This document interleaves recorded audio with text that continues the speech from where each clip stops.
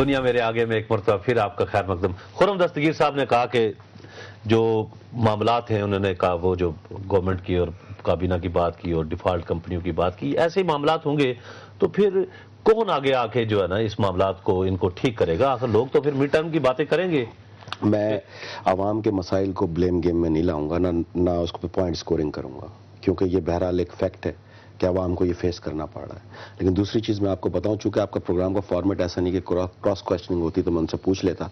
2 sugar mills نہیں ہیں, 5 sugar mills ہیں آن ریکارڈ. اس میں ہے چلے 2 یا 5 ہیں, انہوں نے پرافٹ ٹیکنگ نہیں لی, اسی طرح بیچ دی.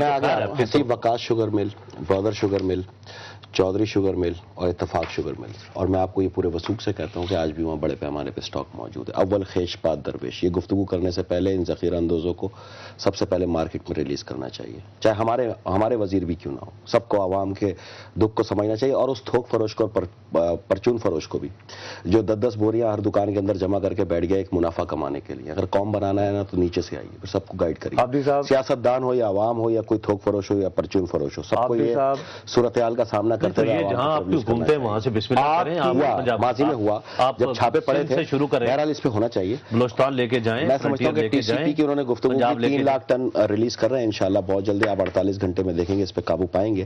لیکن میری آپ سے چھوٹی سی گزارش ہے, ہاں کہیں ہماری کوتاہیاں ہیں, اور ہر آدمی وہ اچھا ہوتا ہے جو اپنی کوتاہیوں کو سب سے پہلے قبول کرے. ہاں ہماری کوتاہیاں ہیں, ٹھیک ہے. ماضی میں اسی طرح کا قصہ ہوا تھا, 150 چھاپے پڑے تھے, لوگ اندر گئے تھے, جرمانے ہوئے تھے. آپ نے دیکھا کہ مارکیٹ کی سطح تک کنٹرول ہوا تھا, اور جس کے بعد جب وافر مقدار کے اندر جو ہے رسد پہنچی تو وہ ایک دم جو ہے وہ کرش کی اس کی قیمت. وہ بھی زیادہ پنجاب میں ہی ہوا. لیکن میں یہ سمجھتا ہوں کہ حکومت کو یہ چاہیے, اس پہ سوچنا چاہیے, جو بھی تھوک فروش انسان نہیں بن رہا, بدماشی سے باز نہیں آ رہا, اس کو ٹریڈ فری کرے جی, تاکہ پتہ چل جائے دودھ کا دودھ پانی کا پانی. بڑی بڑی ملیں جو سیاستدانوں نے ملے ہیں تو بدماشی کے لیے نہیں, یہ کیسے بدماشی کے لیے. اس پہ آپ میرے ہم پلہ ہو جائیں نا, میں بھی عوام ہوں. نہیں میں آپ کے ساتھ ہوں اس بات میں. اگر اگر یہ نہیں آتے بدماشی سے باز تو ٹھیک ہے جی, ٹریڈ فری کریں. بالکل ٹریڈ فری کریں, نو ٹیکس نو ڈیوٹی. گو ہیڈ.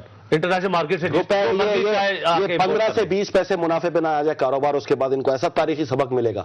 یہ بڑے بڑے ملیں بند ہو جائیں گے, وہاں پہ بے روزگار ہوں گے, پھر بھی اس پارٹی کا وہ اپنی حیثیت میں آ جائیں گے. میرے بھائی آپ یاد رکھیے گا کہ درآمدی کوئی بھی چیز ہو, پیداواری رسد کا مقابلہ نہیں کر سکتی, کیونکہ وہ آپ کے اپنے ہی ملک میں پیداوار ہو رہی ہے. اگر اس کو ہم سیلاب زدگان کے سیلابی آفت سے منسلک کریں تو وقتی طور پہ میں یہ چیز مان لوں گا. لیکن ٹی سی پی اور امین فہیم صاحب نے جو اقدام اٹھائے, میں اس کو خراج تحسین پیش کروں گا. اس کا رزلٹ 48 گھنٹے. تو اگر یہ 10 دن پہلے کر لیتے تو خراج تحسین زیادہ. میری بات سنیں, کسی بھی چیز انتظار کر رہا ہوتا, آپ کو میں بتاتا ہوں 200 روپے یہ شاید آپ کو بتا نہیں سکا. 20 دن ہوئے اس بحران کو اپ گریڈ ہوتے ہوئے. ٹرانسپورٹیشن 21 دن کی ہوتی ہے, کسی بھی ملک سے آپ لے کے آ جائیں, ٹھیک ہے. اور یہ ٹرانسپورٹیشن وایا سمندر ہے. یہ دبئی میں سارے جناب میں آپ کو 11 دن کی ٹرانسپورٹیشن. ہاں تو 11 دن ہے نا, لیکن اس میں یہاں آنا, رسد کرنا, اس کے بعد لوڈ ہونا, جہاز آنا, کچھ دیر ہوئی ہے, اس میں میں آپ سے ایگری ہوں, لیکن اندھیر نہیں ہوئی ہے. یہ آپ 2 دن. عاطف صاحب عرض یہ ہے, چلے یہ بھی دیکھ لیں گے. ایک زمانے میں جو پاکستان پیپلز پارٹی ہوتی تھی نا, بڑی کنسرن ہوتی تھی شہری لوور مڈل کلاس کے بارے میں. جی بالکل ٹھیک ہے. مجھے اب شبہ یہ ہو رہا ہے عابدی صاحب, برا نہ مانیے گا, کہ آپ نے کہا ہے کہ شہر اور خاص طور پر پنجاب کے شہر, لاہور ہو گیا, فیصل آباد ہو گیا, وہ تو ہمارے ساتھ ہیں ہی نہیں. نہیں, ہم نے یہ کبھی نہیں کہا. آپ کی اپروچ نہیں, ہماری کبھی اپروچ ہی نہیں رہی. وہ ہمارے لوگ ہیں. اور ورنہ فیصل آباد میں گیس کا بحران نہ ہوتا, اب گیس کا بحران منسٹر وہاں پہنچے ہی نہیں ہے وہاں پہ. اچھا, میں اس پہ اگر 50% اپنی غلطی تسلیم کر لوں حکومت کی, جو کہ ایک بڑا دل ہے, لیکن 50% پہ آج آپ بھی میرے سے متفق ہوں. یہ گیس کا بحران صوبہ سندھ میں کیوں نہیں ہوتا؟ کبھی سوچا آپ نے؟ صوبہ سندھ میں اس لیے نہیں ہوتا کہ یہاں پر تو آپ نے امپلیمنٹ کر دیا ہے مکمل طور پہ جو گورنمنٹ کی پالیسی ہے کہ جی چھٹی 1 دن کرنی, 2 دن, 3 دن. اس کا وہاں کورٹ میں سنے سے نا, وہاں لوگ چلے گئے کورٹ میں نے کہا کہ اس طرح کا لا بنانا اللیگل ہے. میں آپ کو اصل شکل دے دیتا ہوں. میں آپ کو اصل شکل دیتا ہوں. آپ نے کہا نا میں گراس روٹ کا ہوں, تو شاید میں ان چیزوں سے واقف ہوتا ہوں آپ کی طرح. جناب, جب میں آج سے 2000 میں امریکن ویزا لینے اسلام آباد آیا تھا اور ایک گھر میں ٹھہرا تھا تو 1 ہیٹر تھا. ٹھیک ہے. آج اسی گھر کے اندر جب میں 8 سال بعد گیا کسی چائے کی دعوت پہ تو 8 کمروں میں 8 ہیٹر تھے, اور 8 کے 8 چل رہے تھے. میں نے ان سے کہا کہ آپ ساتھ بند کر دیں، ایک سے کام چلا لیں، کہہ لیں گے نہیں جی ابھی سردی بہت تیز ہو گئی اور ہمیں یہ اس کی ضرورت ہے. تو لوگوں کا معیار زندگی بھی بلند ہوا. 50% اگر ہم غلط ہیں نا تو 50% لوگ بھی غلط ہیں. یہ ایجوکیٹ کرنا ہے، ضائع نہ کریں. آپ کا نقصان ہو رہا ہے، بل کی مد میں بھی دے رہے ہیں اور یہ ضائع بھی کر رہے ہیں انرجی. اس کو روکیں، ایک سے کام چلائیں، دو سے کام چلائیں. آپ یہ بات ابھی کر رہے ہیں نا جی فیصل آباد شہر میں، وہاں سے آپ کے وزیر صوبائی حکومت میں بھی ہیں، بالکل ہے، بالکل ٹھیک ہے. مرکز کے بھی کچھ لوگ جا کے وہاں فیصل آباد کے لوگوں سے بات کر سکتے تھے. آخر ہم نے کی نا، انہوں نے غصہ ہم پہ نکالا، ہمیں کہا کہ آپ انڈسٹریلسٹوں کو لے کر بیٹھے ہوئے ہیں. مجھے اور مشتاق کو لائیو پروگرام، ہم نے آپ کے ہمیشہ تعمیری کاموں پہ بہت ساری چیزیں، میں میڈیا پہ تنقید نہیں کروں گا، اس کی وجہ ہے کہ بہت ساری چیزیں ہمیں اپنے اصلاح کا باعث بناتے ہیں آپ کی، اور یہ قابل قدر خدمات ہیں آپ کی جو سیلاب زدگان کے وقت میں یا یہ جو. اچھا عابد صاحب، ہم آپ کے ساتھ جاری رہیں گے. سینیٹر الیاس احمد بلور صاحب ہمیں جوائن کر رہے ہیں. السلام علیکم جی بلور صاحب. السلام علیکم نصر بھائی، کیسے ہیں بلور صاحب؟ بہت بہت شکریہ ہمیں جوائن کرنے کا. سب سے پہلی تو بات یہ ہے عابد صاحب آپ کو بھی سلام کرتے ہیں. وعلیکم السلام بلور صاحب. آپ تو کاروباری آدمی بھی ہیں اور سینٹ میں کامرس کمیٹی کے چیئرمین بھی ہیں. چینی کا بحران اور اس جماعت، آپ کی جماعت الائی بھی ہے حکومت میں، جی جی. یہ چینی کا بحران کیوں نہیں روک پائے؟ پھر میں دوسرے سوال کی طرف آتا ہوں. چینی کا بحران ایکچولی بیسیکلی ایک تو آپ کو ابھی شاید میں کیا بتاؤں، اس وقت دنیا میں ڈالر کی قیمت کم ہو رہی ہے. اچھا.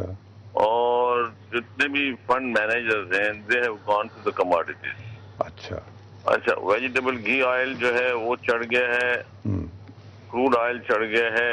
ابھی مجھے آپ کا آج کا جو رنگٹ جو کوالالمپور کا آیا ہے وہ 90 رنگٹ پلس گئی ہے مارکیٹ. دنیا جہان میں جتنے بھی فنڈ مینیجرز ہیں جو سٹہ باز ہیں وہ آپ کموڈیٹی میں انویسٹ کر رہے ہیں. چلیں. شوگر چڑھ گئی ہے، ویٹ چڑھ گئی ہے. اچھا، لیکن ہماری تھوڑی سی غلطی ہمارے سے ہے.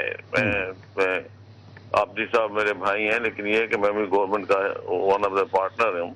تھوڑی سی غلطی ہوئی ہے، ہمیں ان ٹائم شوگر منگا لینی تھی. ہمارے ایک پارٹی نے شوگر کے پرائز دیے تھے، لویسٹ پرائز تھے، لیکن اس الو کے پٹھا وہ بھاگ گیا، وہ اپنی ساری سیکورٹی وغیرہ چھوڑ گیا.